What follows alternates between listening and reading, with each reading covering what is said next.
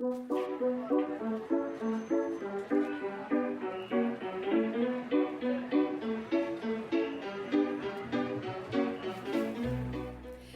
tout le monde, Marjorie Théodore avec vous pour l'émission Vivement les femmes.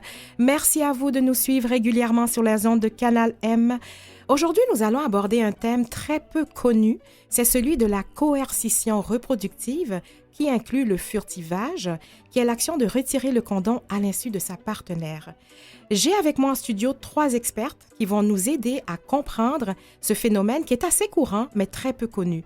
Il s'agit de Sylvie Lévesque, professeure au département de sexologie de l'Université du Québec à Montréal, l'UQAM, Catherine Rousseau, coordonnatrice du projet Relations, contraception et reproduction au laboratoire de recherche sur la santé reproductive et les violences à l'UQAM, et Carole Boulebsol, auxiliaire de recherche également au laboratoire de recherche sur la santé reproductive et les violences à l'UQAM.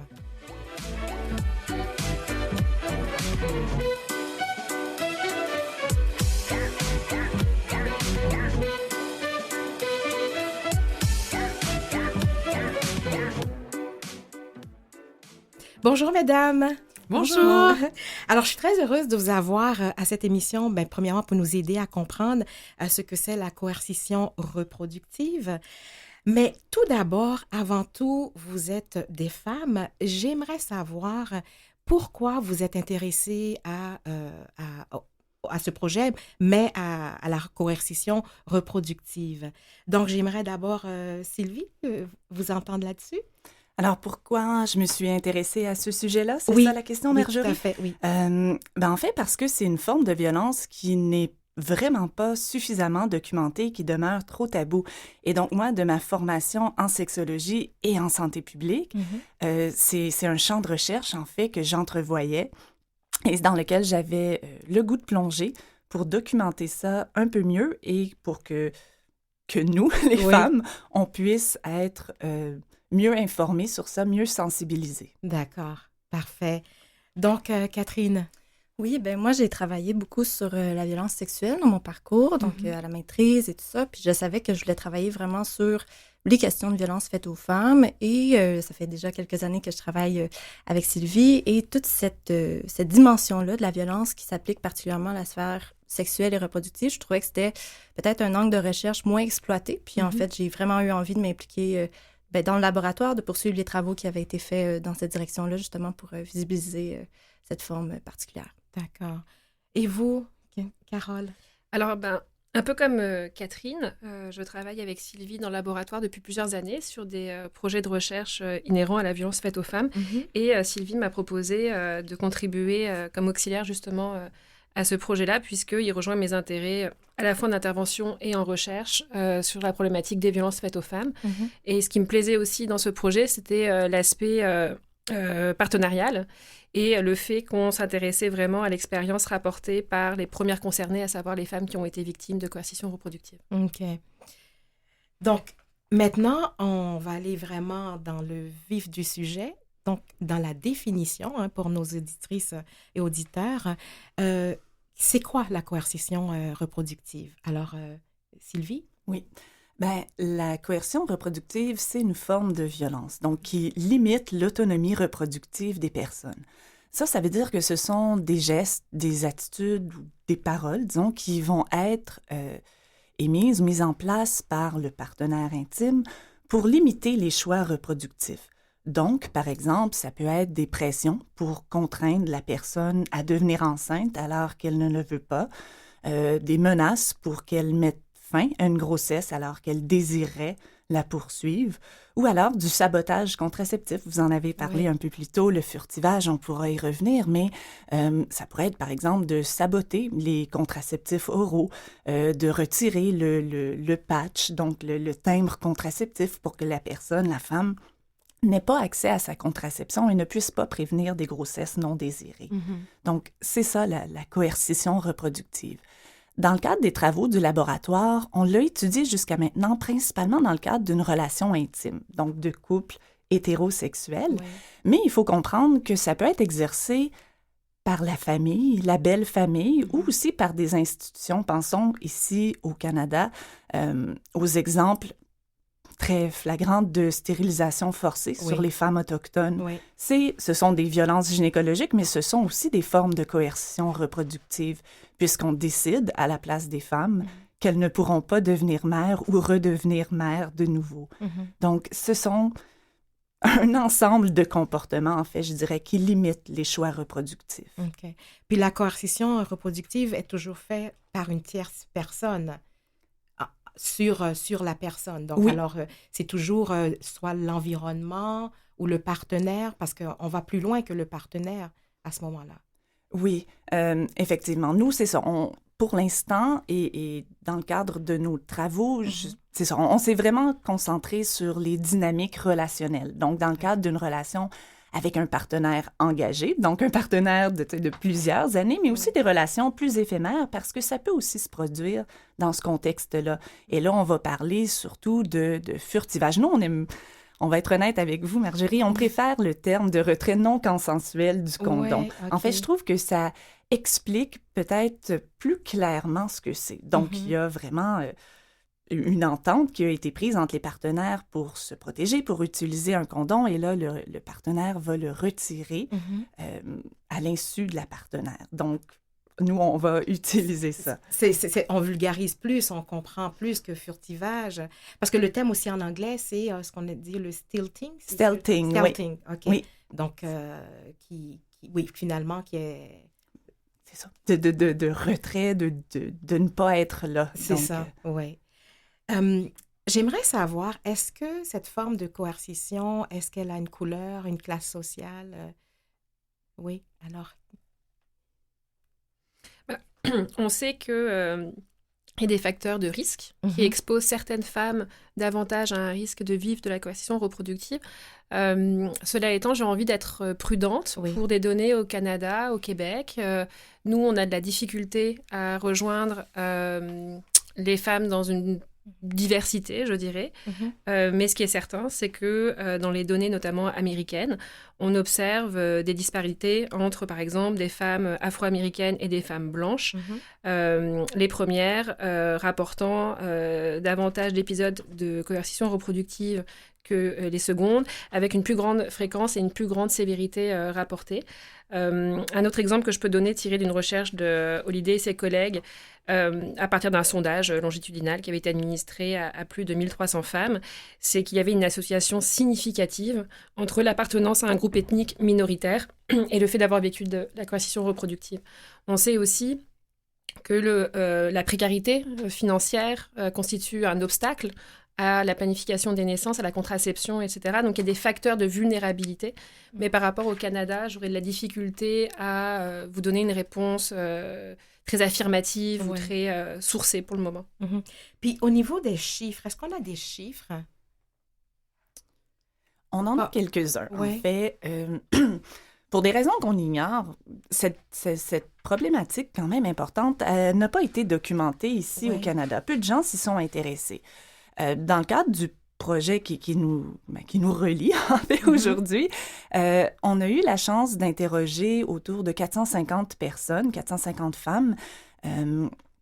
Et dans le fond, on a pu constater qu'il y avait effectivement une prévalence un peu plus importante que ce qu'on croyait. Donc, j'ai pour vous quelques chiffres. Par exemple, une femme sur 4 a rapporté avoir été victime de stilting, donc le retrait non consensuel du condom, au moins une fois dans sa vie. Donc, 1 sur 4, c'est pas banal.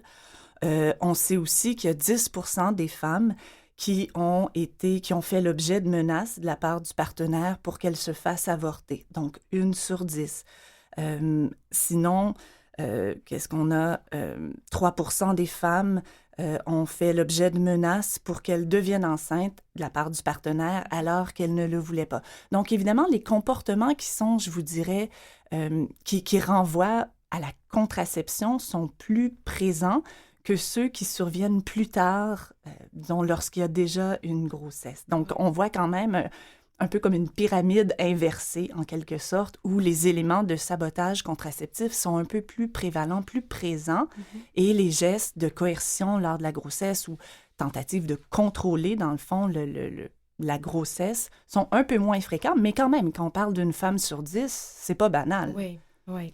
à Et fait. si je peux ajouter, les Oui. prévalences qu'on a pour le moment sont vraiment dans le contexte de la relation intime. On n'a pas beaucoup, en fait, on n'a aucune donnée sur la coercion reproductive qui se passe d'un point de vue plus institutionnel, disons, comme on a parlé tout à l'heure avec la violence gynécologique, violence obstétricale, qui peut aussi être comprise comme de la coercion reproductive. Donc, l'exploration du phénomène est vraiment au début. On a très peu de données au Canada avec l'étude qu'on est en train de mener. On va bientôt publier. Oui. Ce sera probablement les premières données qu'on a ici au Canada. OK. Puis, donc, est-ce qu'on a déjà un peu de données sur les groupes d'âge ou c'est pendant la période de fertilité ou Oui, est-ce qu'on peut dire ça comme ça? Oui, en fait, à partir du moment où on peut devenir enceinte, ben il y a des possibilités qu'on Ouais. soit victime de coercion reproductive. Donc, Mhm. nous, on l'étudie jusqu'à 55 ans, donc de 15 à 55 ans, en fait, ce phénomène-là. Mhm. Donc, personne n'est à l'abri réellement. Oui, oui. Puis la plupart du temps, ce que les femmes nous rapportent, c'est des événements qui ont eu lieu, somme toute, quand elles étaient jeunes. Donc, soit on rencontre des femmes relativement jeunes, donc de 25 ans et moins, qui Mhm. nous rapportent des événements qui se sont passés relativement récemment, ou bien on rencontre des femmes plus âgées, mais là encore, qui ont tendance à davantage nous parler d'événements qui ont eu lieu lorsqu'elles étaient assez jeunes. Et quand on parle de furtivage ou de retrait non consensuel du préservatif, du condom, eh bien là encore, c'est davantage des jeunes femmes qui vont nous parler de ça. Les autres formes de pression, notamment sur le fait d'avoir un deuxième enfant, troisième enfant, sans que ce soit la volonté de celle qui le portera. Mon sentiment, c'est que ça peut arriver un peu plus tard, un peu comme disait Sylvie. Mhm. Donc, c'est déjà le temps d'une petite pause, puis on va revenir dans quelques minutes.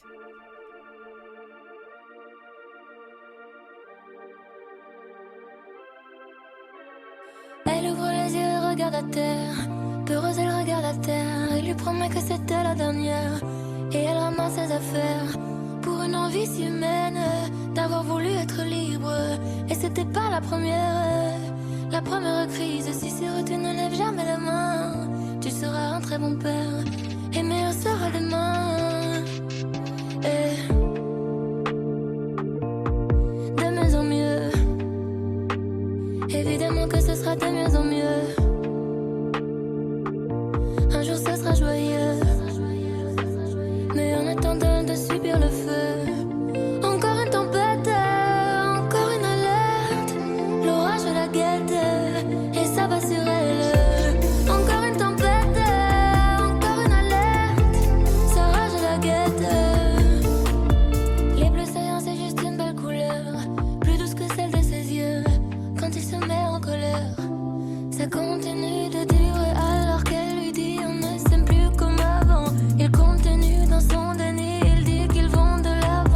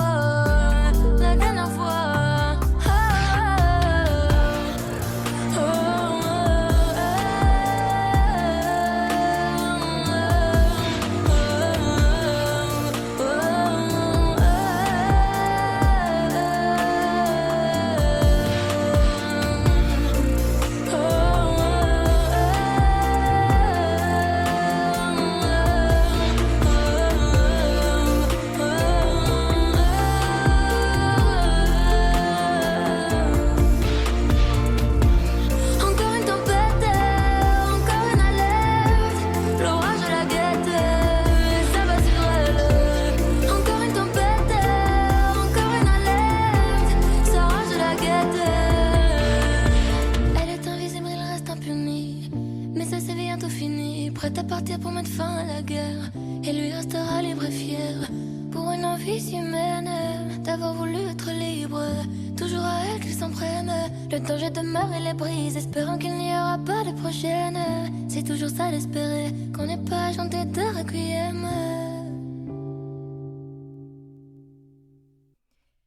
Je suis de retour avec mes invités, Sylvie Lévesque, professeure au département de sexologie de l'UQAM, Catherine Rousseau, coordonnatrice du projet Relations, contraception et reproduction au laboratoire de recherche sur la santé reproductive et la violence à l'UQAM, et Carole Boulepsol, auxiliaire de recherche également au laboratoire de recherche sur la santé reproductive et la violence à l'UQAM.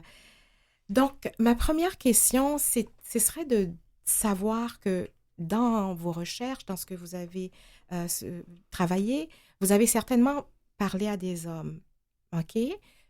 Comment se justifie-t-il? Est-ce que vous avez parlé à des hommes? Donc déjà...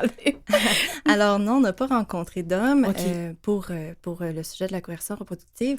Mhm. Cela dit, on a quand même un peu accès aux intentions perçues du point de vue des femmes qu'on rencontre. Oui. Donc, on a rencontré beaucoup de femmes à travers les années, à travers les projets qui peuvent finalement avoir un doute sur l'intention derrière le geste. Mhm.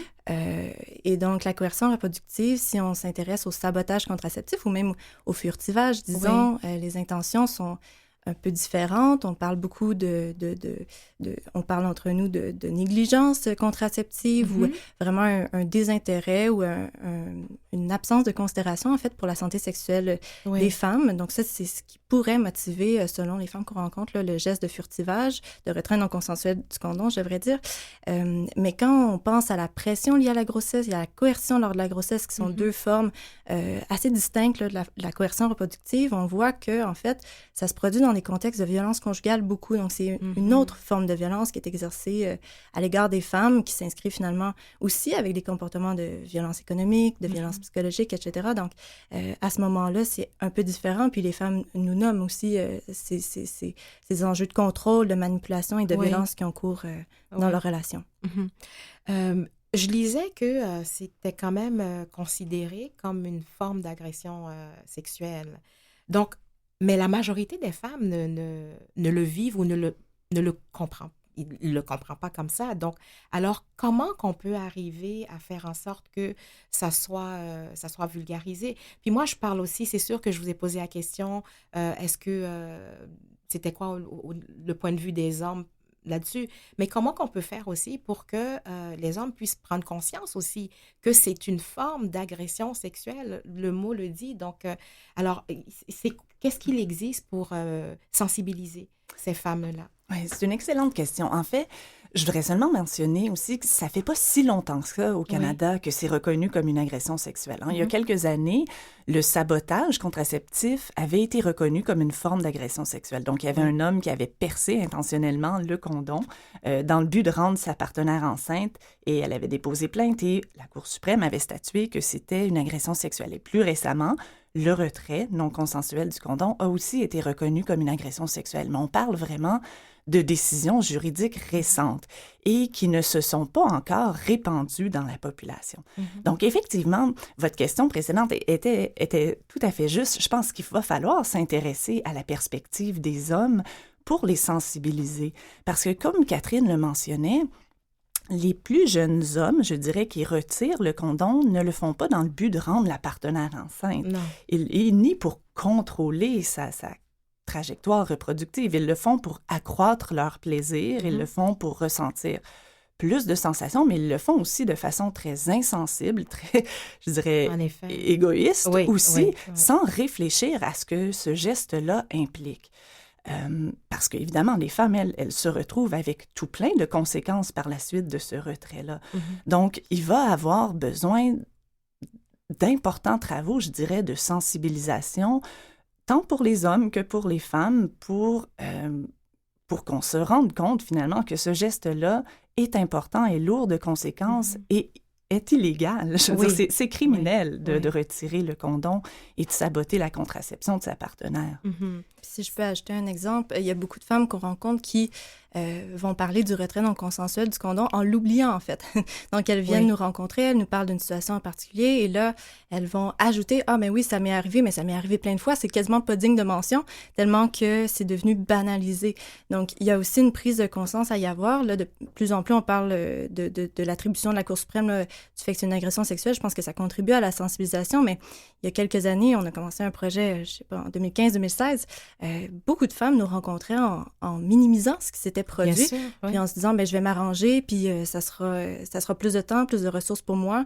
Mais voilà, c'est quelque chose qui est arrivé, ça arrive à tout le monde. Oui. Oui, parce que même moi, en lisant, lorsque j'ai vu que c'est une forme d'agression sexuelle, ça frappe parce qu'on dit, mais c'est tellement banalisé. Et puis, pendant que je préparais mon émission, j'ai posé autour de moi, à mes amis, et etc. Donc, mais la majorité des femmes ont subi ça, Exact. sans savoir que c'est une agression. Alors, j'ai eu des discussions avec elle, mais elle dit, mais voyons, on l'a vécu, mais on l'avait pas vécu comme une agression sexuelle. Donc, alors, c'est très important. Puis, et depuis, on en parle depuis combien de temps, en réalité, de la coercition reproductive? Est-ce que ça fait Alors, quoi? nous, on a commencé nos travaux en 2016, mais initialement, on s'est beaucoup appuyé sur des travaux qui avaient lieu aux États-Unis. Oui. On peut retracer le début de ces publications scientifiques-là à 2010 environ, mais c'est vraiment dans un cadre scientifique. Ce phénomène-là n'est pas nouveau, évidemment, mais on le documente d'une perspective scientifique depuis environ 2010 et beaucoup d'une perspective états-unienne. Là. De plus en plus, on explore ailleurs dans le monde aussi. Oui. Mais, voilà. Ce que j'ai vu aussi dans mes recherches, c'est la Californie, je pense, qui reconnaît la coercition reproductive, mais comme une sorte d'agression sexuelle. Ouais. Mais les autres États n'ont pas encore emboîté le pas. Je vous écoute. Non, mais je voulais ajouter qu'au Québec, plus proche de nous que les États-Unis, il y a aussi l'histoire de Chantal Daigle, qui a été assez médiatisée et qui a mené justement à l'arrêt Morgan Taylor, qui a permis l'accès en fait à l'avortement.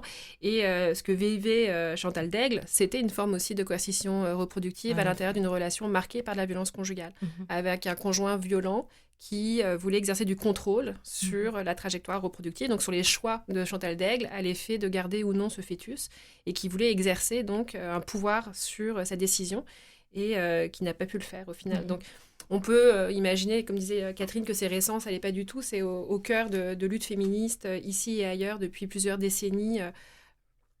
Et c'est important de le rappeler. Donc, c'est pas parce que là, on en parle maintenant avec un certain terme que ce n'est pas quelque chose qui est ancré finalement dans nos cultures, dans nos mentalités, dans nos manières de penser aussi le corps des femmes et leur autonomie. Tout à l'heure, Sylvie, vous avez dit quelque chose d'intéressant, c'est que c'est pas... lorsqu'il y a le retrait du condom, souvent les hommes le font par plaisir. Souvent, c'est pas une violence comme telle. Mais où je veux en venir, est-ce que lorsqu'on parle de coercition reproductive, est-ce que en majorité, c'est dans un milieu où il y a déjà une certaine violence? À vrai dire, non. C'est un facteur de risque, c'est certain, le fait qu'il y ait un contexte de violence conjugale. Mais de deux choses. La première, c'est qu'effectivement, ça peut être, comme disait Sylvie, des rencontres entre partenaires qui sont ponctuelles, une date d'un soir, comme on pourrait dire. Et je nuancerai le commentaire à l'effet que c'est pas violent, parce qu'en fait, c'est vécu aussi par certaines, au moment où ça se produit comme une forme de violence, et c'est important de le rappeler. Donc, ça peut être par surprise, ça peut être par un comportement physique de domination.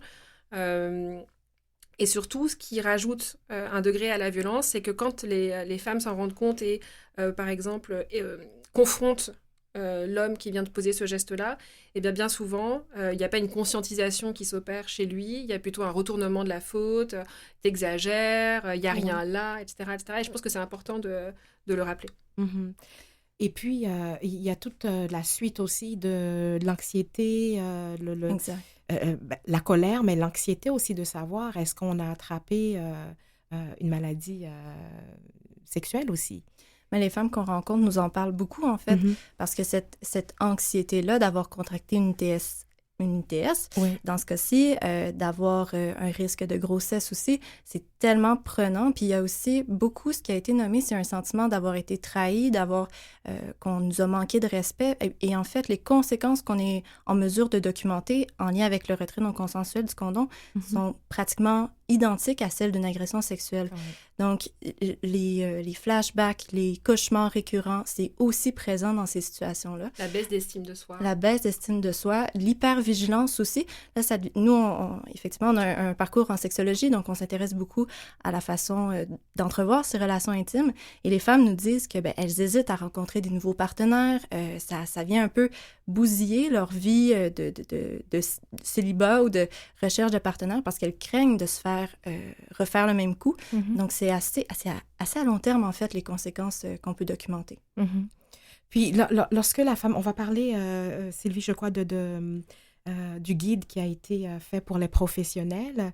Mais avant tout, est-ce qu'il y a beaucoup de ressources pour une femme qui a vécu cela? Puis, c'est quoi le point de chute? Elle s'en va où en premier? Oui, en fait, je pense que Carole avait réfléchi aussi aux ressources qu'on vous présenterait. Donc, je lui retournerai le micro. D'accord. Carole, on va débuter et puis ensuite, on poursuivra avec une pause. Puis, on va revenir avec le reste de la question. Mais je vous en prie, allez-y. Alors, c'est une bonne question que vous posez. En fait, elle est un peu difficile à répondre dans le sens où la coercition reproductive, on a essayé de l'exprimer là, c'est un peu à la croisée de différentes problématiques. Violence sexuelle, violence entre partenaires intimes, violence conjugale, violence institutionnelle. On en a peu parlé, mais il y a aussi des médecins qui sont identifiés comme responsables de coercition reproductive de la part de femmes qu'on a rencontrées. Et donc, il n'y a pas de ressources à proprement parler où on pourrait dire, vous avez vécu de la coercition reproductive, allez à tel endroit. Ce qui est important de se demander, c'est quel est le besoin de la personne. Est-ce que c'est de travailler l'aspect qui rejoint la violence conjugale, la violence sexuelle? Est-ce que c'est d'avoir accès à des services de planification ou d'avortement ou minimalement de conseils? Quand on vit une grossesse qu'on n'a pas désirée, qui n'est pas planifiée, eh bien, on a le droit d'avoir accès à des services gratuits et confidentiels. Et donc, dans ce sens-là, c'est plutôt vers ce genre de ressources qu'on pourrait diriger. Diriger les femmes. D'accord. Bon, nous arrêtons pour une petite pause et puis de retour bientôt.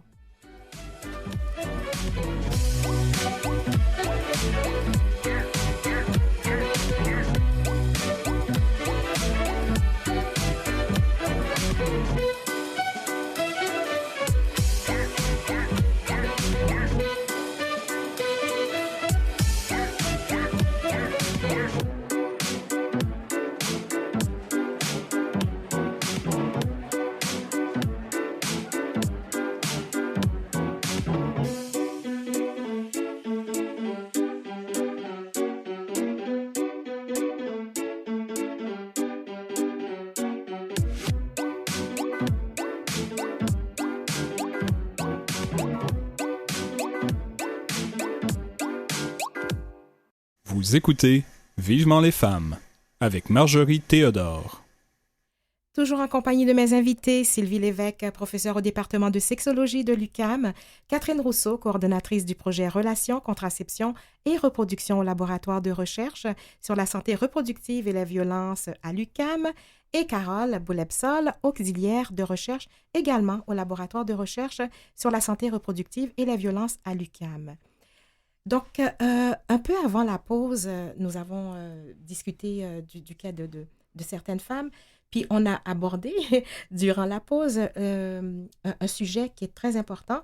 Carole, vous allez nous en parler. C'est les femmes qui ne peuvent pas avoir de ligature de trompe. Alors, allez-y. Oui. Si vous me permettez, j'aimerais juste compléter l'information que j'ai donnée sur les services parce que je souhaite que si une ou plusieurs auditrices se reconnaissent dans les exemples qu'on a donnés, qu'elle ne reste pas seule avec cette histoire et qu'elle puisse aller consulter en tout état de cause certaines ressources. Oui. Alors, j'aimerais juste rappeler qu'au Québec, on a de la chance encore. On a un bon tissu social grâce aux organisations communautaires, aux organisations féministes notamment, qui soutiennent les femmes qui ont vécu différentes formes de violence. Et je voudrais encourager celles qui en éprouvent le besoin à ne pas hésiter à contacter ces ressources, donc soit en violence conjugale, par exemple, SOS violence conjugale, ou alors par rapport à des décisions en lien avec leur reproduction, le fait d'avoir ou non, de garder ou non un fœtus, notamment avec grossesse secours. Si elles estiment avoir vécu une agression à caractère sexuel, qu'elles n'hésitent pas à contacter les CALAX, qui sont toutes des ressources à la fois confidentielles et gratuites, qui ne vont pas essayer de les influencer dans un sens ou dans un autre, mais qui vont essayer, dans la mesure de leurs moyens, de leur donner accès à de l'information pour qu'elles puissent prendre un choix éclairé et qu'elles puissent avoir un soutien adapté. Et je trouvais que c'était important de le dire, comme on le fait dans nos recherches d'ailleurs. On donne toujours accès à de l'information relative aux services pour ne pas laisser les femmes seules avec ce vécu, avec ces ressentis-là. Tout à fait. Je voulais juste le préciser, merci. Merci, c'est très gentil. Donc maintenant, j'aimerais vous entendre sur les femmes qui ne peuvent pas avoir la ligature des trompes. Donc. Oui, tout à fait, parce qu'on a beaucoup parlé du retrait non consensuel du préservatif. Comme on l'a dit, il y a aussi d'autres formes de coercition. Oui. Dans les femmes qu'on a rencontrées, plusieurs, c'est une minorité dans notre échantillon, mais somme toute, ça mérite d'être rappelé, ont rapporté à avoir vécu des obstacles lorsqu'elles demandaient à des médecins, notamment, à avoir une ligature des trompes, lorsqu'elles exprimaient leur souhait de ne jamais devenir mère et de ne jamais être exposées au risque d'une grossesse non souhaitée. Et ces femmes-là nous ont rapporté avoir vécu à plusieurs reprises des refus, de la pression pour qu'elles ne se stérilisent pas elles-mêmes, je ne sais pas comment le dire dans d'autres mots, et elles l'ont vécu vraiment comme une infantilisation, comme une contrainte à leur liberté aussi, à leur autonomie reproductive, et plusieurs d'entre elles ont été ensuite exposées justement à des grossesses non voulues, et donc à des interruptions volontaires de grossesse qu'elles auraient souhaité ne pas avoir.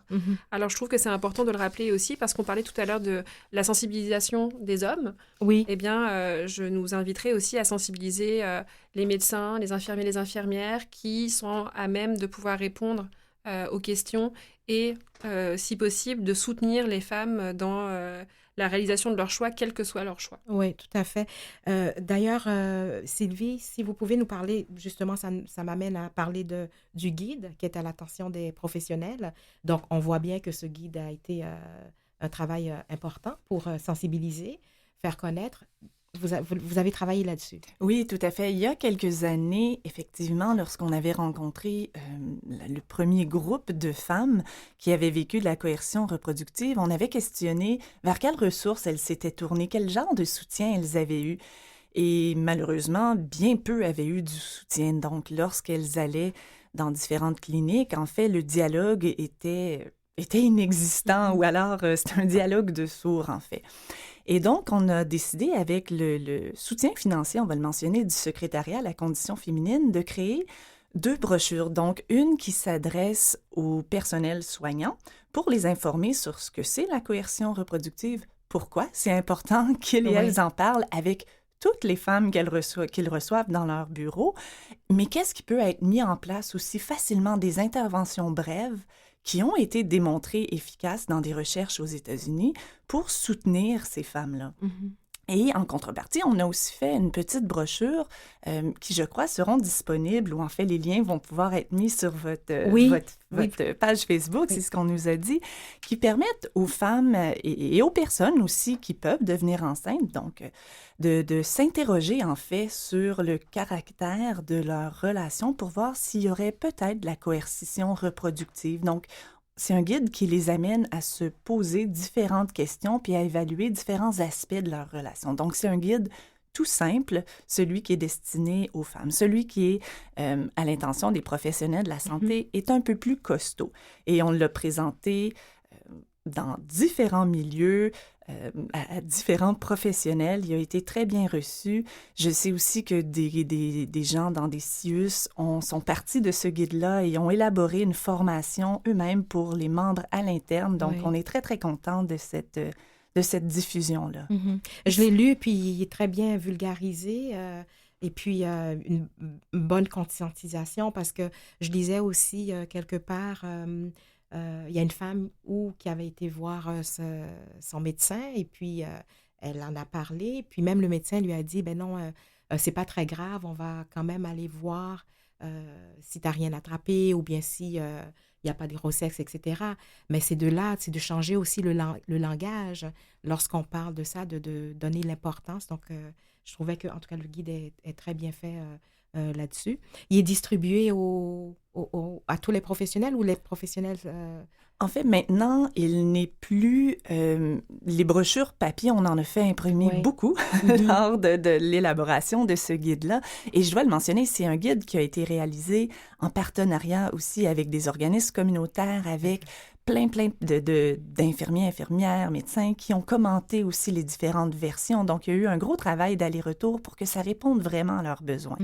Maintenant, nous, on n'est pas un centre de distribution de ces brochures-là. Donc, on a maintenant rendu ça disponible en format PDF sur différents sites web. Donc, par exemple, celui de la FQPN, qui est la Fédération du Québec pour le planning des naissances. Et les gens peuvent aller le consulter, le télécharger à cet endroit-là. D'accord. Et d'ailleurs, le livret destiné aux femmes, justement, il a aussi été réfléchi comme un outil d'introspection. Donc, c'est un livret qui pourrait être lu par tout le monde, en fait, et qui est un exercice vraiment pertinent à faire une fois de temps en temps par rapport à notre relation, se poser des questions, à savoir si la relation répond encore à nos besoins, si la contraception, c'est un enjeu qui ne suscite pas de tension ou de conflit, et aussi toute la question de la reproduction. Là, on sait qu'il y a quand même une pression sociale qui est mise autour des femmes là, pour qu'elles deviennent enceintes. Donc, c'est aussi l'occasion de se questionner, de prendre le temps de voir un peu comment ça se passe. Donc, c'est un livret destiné à tout le monde, j'ai envie de dire. Oui. J'aimerais qu'on discute un petit peu de l'aspect illégal de la coercition reproductive. On en a parlé un petit peu au début, mais rapidement. C'est de dire qu'au niveau de la Cour, actuellement, il y a plusieurs cas, mais qui ne sont pas, en procès, etc.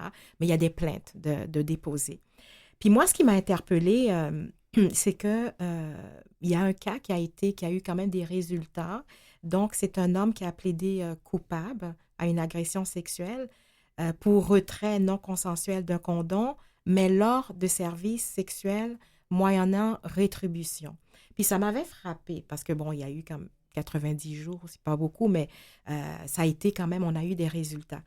Puis, qu'est-ce que ça vous dit, le fait que cette cause-là a eu quand même des résultats par une détention de 90 jours, mais c'était un acte où cette personne, ce monsieur, avait payé. Qu'est-ce que ça vous dit? Qu'est-ce que ça vous interpelle? C'est une bonne question. En fait, la criminalisation de ce type de geste-là, on est vraiment au début. Donc, là, ça s'est passé dans cette situation-là. On peut quand même, collectivement, se poser des questions sur ce cas-là en particulier, mais de façon plus large, probablement qu'on va voir de plus en plus de cas se faire judiciariser, notamment avec l'implantation des tribunaux spécialisés au Québec en agression sexuelle notamment. Donc, peut-être que ça serait dans ces instances-là qu'on pourrait voir davantage de judiciarisation. Ensuite, nous, on est formés comme sexologues, travailleuses sociales. Oui. Donc, bien sûr, ce qui nous intéresse, c'est beaucoup plus la question de la sensibilisation, de la prévention.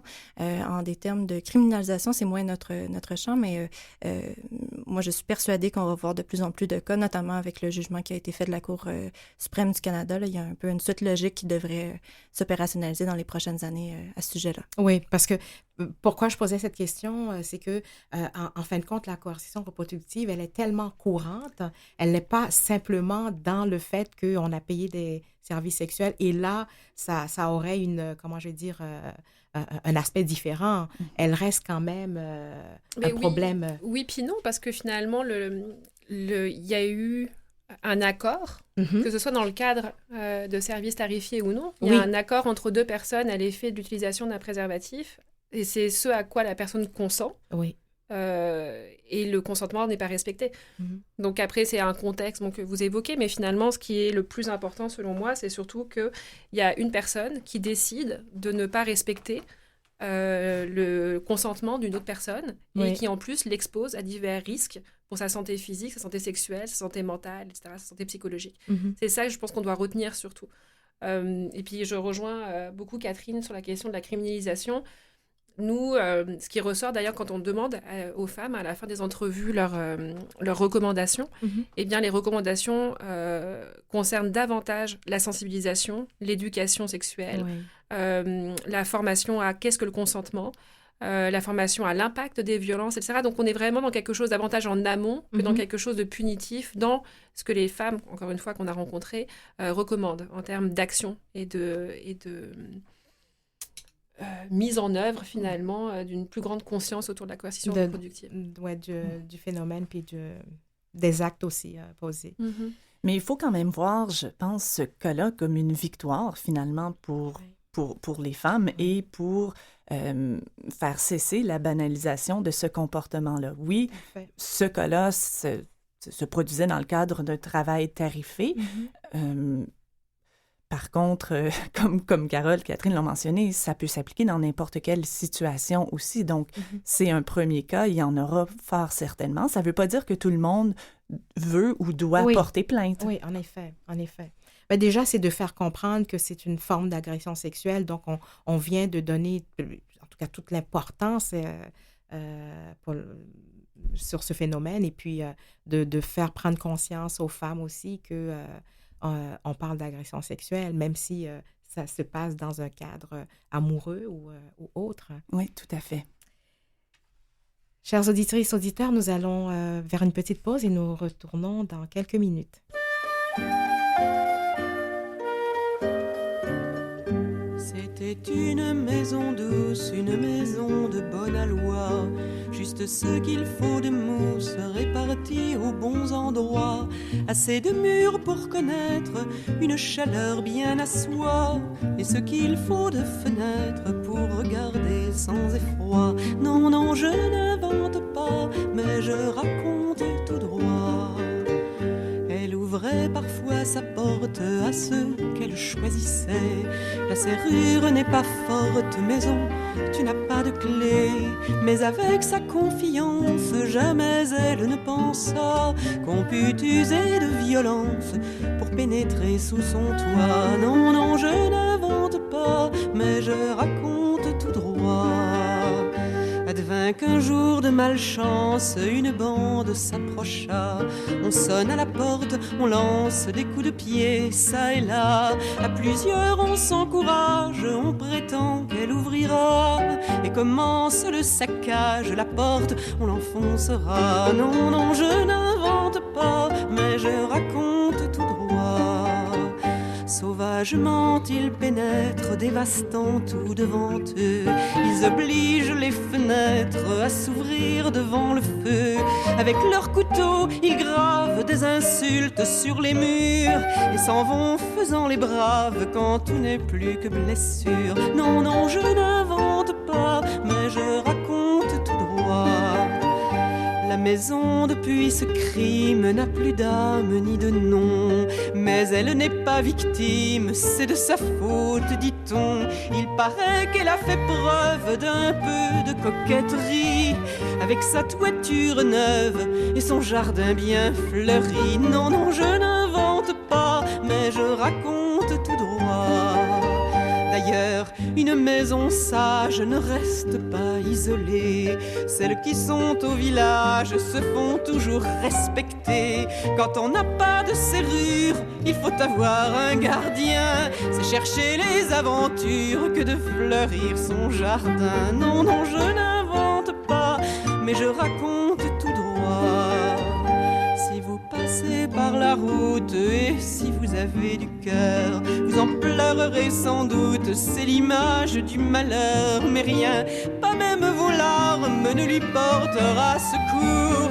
Elle est loin de ses alarmes, elle est fermée pour toujours. Non, non, je n'invente pas, mais je raconte tout droit. J'ai raconté l'histoire de la maison violentée. C'est pas pour qu'on puisse croire qu'il suffit de s'indigner. Il faut que cela s'arrête, on doit pouvoir vivre en paix, même en ouvrant sa fenêtre, même en n'ayant pas de clé. Non, non, je n'invente pas, moi je dis ce que je dois. Donc, je suis toujours en compagnie de mes invités, mes expertes. Merci pour tout ce que vous nous dévoilez. Donc, alors, Sylvie Lévesque, professeure au département de sexologie de l'UQAM, Catherine Rousseau, coordonnatrice du projet Relations, contraception et reproduction au laboratoire de recherche sur la santé reproductive et la violence à l'UQAM, et Carole Boulepsol, auxiliaire de recherche également au laboratoire de recherche sur la santé reproductive et la violence à l'UQAM. Alors, Tout de suite, je vous pose la première question, Carole. Vous avez un projet de recherche qui est très important, donc j'aimerais ça que vous nous en parliez. Alors, je mène une thèse qui initialement souhaitait s'intéresser particulièrement à l'expérience des femmes racisées et immigrantes. Donc, ce projet s'insère dans le plus grand projet qui est dirigé par Sylvie Lévesque. Et finalement, on voulait, comme je le disais tout à l'heure, avoir une plus grande diversité de femmes. Alors, dans notre recrutement, on a fait on a mis en place différentes stratégies. Et alors qu'on sait que la littérature scientifique, notamment américaine, nous rapporte, comme je le disais tout à l'heure, des plus grandes fréquences, des plus grandes sévérités chez certaines populations racisées, notamment les femmes afro-américaines, eh bien, c'est aussi des populations qui sont difficiles à rejoindre dans les recherches, pour toutes sortes de raisons. Notamment la peur d'être stigmatisée, le racisme systémique, le fait aussi qu'il peut être difficile parfois de rapporter des événements qu'on a vécus au sein de sa communauté au risque de malgré soi contribuer à une image négative de la communauté ou bien d'anticiper ou d'avoir peur d'être rejeté par sa communauté si on dévoile une expérience de violence qui a été commise par un homme qui appartient à la même communauté. Cela étant, on avait vraiment un souci là d'aller documenter aussi ce qui se passait en dehors des environnements qu'on pourrait qualifier de majoritaires, donc blancs, classe moyenne, québécois nés au Québec, etc. Notamment parce que, là encore, la littérature américaine nous montre que dans ces contextes-là, eh bien, il y a aussi la famille au sens large, dans ces contextes et dans d'autres contextes. La famille au sens large, notamment les femmes âgées qui peuvent avoir un contrôle social sur la reproduction ou les prises de décision, en tout cas en matière de reproduction. Donc, il y a des recherches notamment de Rodland et Walker qui vont dans ce sens-là. Or, on a commencé donc à faire notre recrutement. Je ne dévoile aucune surprise pendant la pandémie. Donc ça, c'est un premier obstacle. On connaît les difficultés de concertation, conciliation travail-famille pour les femmes. C'est difficile aussi de prendre du temps pour partager son expérience, etc. Donc, on a eu beaucoup de difficultés, alors qu'on aimerait vraiment rejoindre des femmes dans leur diversité. Donc, comment va le recrutement? Ça va pas trop mal, mais on aimerait rencontrer davantage de femmes avec des parcours divers et avec aussi des univers culturels qui ne sont pas forcément ceux de la majorité, de manière à mieux comprendre comment dans d'autres contextes culturels, ethno-culturels, on investit ces questions-là et comment les femmes vont s'organiser pour aller chercher du soutien, pour faire du sens avec l'expérience qu'elles ont vécue. Donc dans ce sens-là, on travaille fort pour rejoindre des femmes, encore une fois, immigrantes, racisées, mais aussi des personnes trans, aussi des personnes qui vivent en situation de handicap. Donc, de vraiment essayer là d'avoir ce qu'on appelle un échantillon, si vous voulez, qui soit diversifié. Oui. Donc, alors, on fait un appel à ces femmes-là. Puis comment, pour vous rejoindre, ce serait de quelle façon? Alors, merci de me poser la question. Donc, sur la page Facebook de votre émission, on va laisser nos coordonnées. J'aimerais rappeler que participer à une entrevue de recherche, c'est sur une base volontaire. Donc, à tout moment, on peut décider de se retirer de la recherche. On ne participe pas sous pression. Ni par contrainte. Ça dure 1 heure à 2 heures. Ça peut être en présence ou en ligne. C'est totalement confidentiel. C'est anonyme. Et pour reconnaître le temps que les participantes prennent à nous rencontrer, eh bien, on leur propose une compensation financière de $30 qu'elles reçoivent, qu'elles aient fini ou non l'entrevue. Et pour participer, il faut être âgé entre 18 et 55 ans, parler français ou anglais, être disponible pour un entretien et se reconnaître dans une situation où un partenaire ou un membre ou une membre de notre entourage, donc ça peut être collègues, amis, on a des cas où c'est des amis qui ont exercé de la pression, les parents, les frères, les sœurs, les cousins, les grands-parents, etc., ont eu un de ces 3 comportements-là. Donc empêcher d'utiliser une méthode de contraception correctement, mis de la pression ou menacé pour que la femme devienne enceinte, alors que ce n'était pas son souhait, ou bien mis de la pression ou forcé à mettre fin à une grossesse ou encore à la poursuivre, alors que là encore, ce n'était pas son souhait. Donc, si on se reconnaît dans ces expériences-là, eh bien, on peut participer à notre recherche. Et donc, pour ce faire, comme je vous l'ai dit, il y a le numéro de téléphone et l'adresse courriel qui sera indiqué sur le site de votre émission. Tout à fait. On va faire le suivi. Donc, merci, Carole. Alors, dans tout ça, ce que j'aimerais vous poser comme question, c'est, alors, l'entourage de la femme. Comment, quelle attitude qu'elle devrait avoir lorsque la femme décide de faire son dévoilement? Ben, en fait, plus on parle du sujet, plus on se rend compte, justement, comme vous l'avez nommé, on s'intéresse aux expériences autour de nous, puis on voit que ça concerne plusieurs femmes. Donc, ça pourrait, en fait, vous pourriez recevoir comme individu un dévoilement de coercition reproductive ou de retrait non consensuel du condom. Et ben, ces situations-là peuvent parfois être attachées à des préjugés. Donc, c'est important d'en prendre conscience. Oui. On attribue beaucoup de responsabilités, en fait, aux personnes victimes, ce qui est tout à fait problématique. Donc, quand on reçoit un dévoilement d'agression sexuelle, de coercition reproductive, retrait non consensuel du condom, c'est très important d'être dans une attitude de non-jugement. La personne peut ressentir beaucoup de honte, de culpabilité, de justement tous les effets de ces préjugés-là qu'on entend dans le discours social. Donc, c'est important de recadrer, de dire que c'est pas de sa faute, qu'elle n'est pas seule, que des ressources sont disponibles pour elle. Donc, comme personne qui reçoit un dévoilement, c'est très important ce qu'on va dire. Puis justement, les femmes qu'on rencontre dans nos recherches nous relatent un peu des commentaires problématiques qu'elles ont reçus, mais aussi des commentaires bienveillants qui ont fait toute la différence dans leur parcours. Et on voit que ces femmes-là, parce qu'elles se sentent soutenues par leur environnement social, sont aussi plus à même d'aller chercher des services parce qu'elles ont confiance, en fait, que leur histoire, elle est problématique et que leur besoin est légitime. Donc, c'est tout à fait important d'offrir un soutien dans le non-jugement. Oui. Oui, Sylvie? Oui, non, tout à fait. Catherine a très bien résumé la situation. En fait, dans les témoignages qui nous ont été partagés, il y a beaucoup de femmes qui n'arrivaient pas nécessairement à mettre des mots sur ce qu'elles avaient vécu, mais elles se sentaient sales, elles se sentaient violées et elles avaient le goût de le partager avec les membres de leur entourage, leurs amis, mais des fois, on n'a pas nécessairement les mots pour le dire et quand les gens autour de nous vont avoir une attitude un peu plus de jugement ou dire « Oui, mais t'as un peu couru après, mais c'était un peu de ta faute, non? » Ou « T'avais peut-être pas besoin de coucher avec lui la première fois, par exemple. » Ben ça va avoir un effet extrêmement important sur la suite de l'histoire de la personne parce qu'elle va internaliser, justement, la honte, la responsabilité, alors qu'on sait que ce n'est pas sa faute. Que tu aies couché avec une personne la première fois ou pas, ça t'appartient et ça ne veut pas dire qu'il avait le droit de retirer le condom. Donc, je pense que c'est ça. Si on peut s'appuyer sur ce que Catherine nous a présenté, d'être dans le respect, d'être dans la bienveillance, d'être dans le non-jugement, votre attitude va vraiment, vos autorités vont vraiment avoir un impact important sur la suite de l'histoire. Oui. Donc, c'est un message en même temps là, pour les gens chacun de nous, qui peuvent recevoir cette confidence, donc de donner autant d'importance. Ça m'amène maintenant à savoir, et la suite pour vous? Donc, vous êtes dans cette recherche, dans ce discours, dans cette aide, l'entraide et tout ça. Donc, quelle serait la suite? Alors nous, Marjorie, on a plein de projets.